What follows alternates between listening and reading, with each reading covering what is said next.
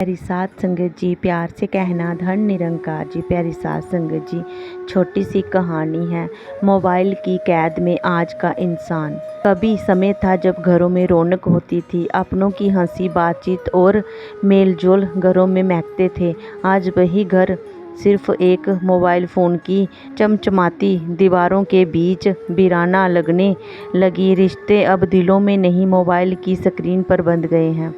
ऐसे ही एक दिन दयाल साहब अपने पुराने मित्र गुप्ता जी से मिलने उनके घर पहुंचे। दयाल ने मुस्कुराकर कहा, तुम लोगों ने तो आना जाना ही छोड़ दिया। गुप्ता जी ने मोबाइल से नज़रें हटाते हुए थके से स्वर में कहा, बहुत व्यस्त रहता हूँ, समय ही कहाँ मिलता है यार। दयाल ने पूछा, भाभी जी और बच्चे कहाँ हैं? गुप्ता जी ने लापरवाही से जवाब दिया, अपने अपने कमरों में। दयाल भाभी जी के कमरे की ओर बढ़े, देखा कि वह भी मोबाइल में डूबी हुई थी। आहट पाकर उन्होंने सिर उठाकर नमस्ते कहा और फिर पुनः मोबाइल की दुनिया में खो गई। दयाल बच्चों के कमरे में पहुंचे, वहां भी वही दृश्य था, दोनों बच्चे मोबाइल में खोए हुए थे। दयाल ने स्नेहपूर्वक कहा, बच्चों नमस्ते।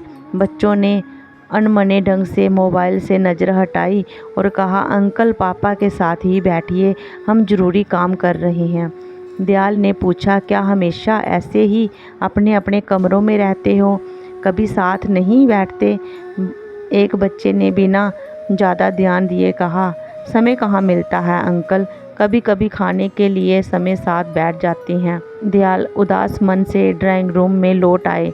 गुप्ता जी ने पूछा, क्या हुआ? क्या हुआ, तुम अचानक इतने चुप क्यों हो गए?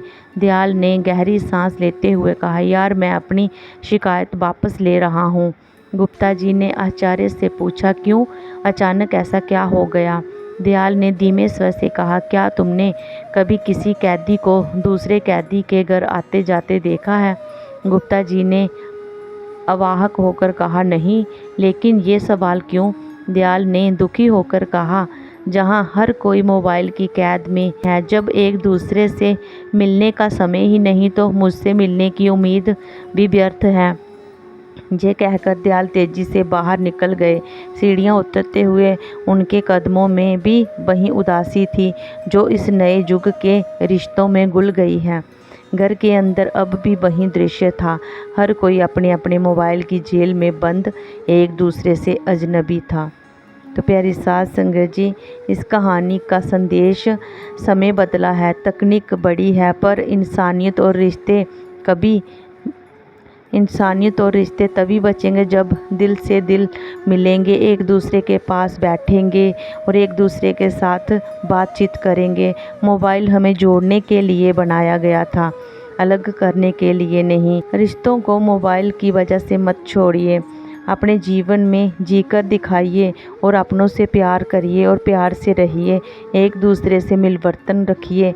ये मोबाइल तो हमें अलग ही कर रहा है, इंसान को इंसान से दूर ही कर रहा है। इसलिए प्यारी साध संगत जी, जितना हो सके उतना इस मोबाइल से दूर रहें और अपने घर परिवार में खुशहाली से अपना जीवन जिएं और सबको समय बराबर दें और समय से एक दूसरे के नज़दीक भी रहें। प्यारी साध संगत जी, प्यार से कहना धन निरंकार जी।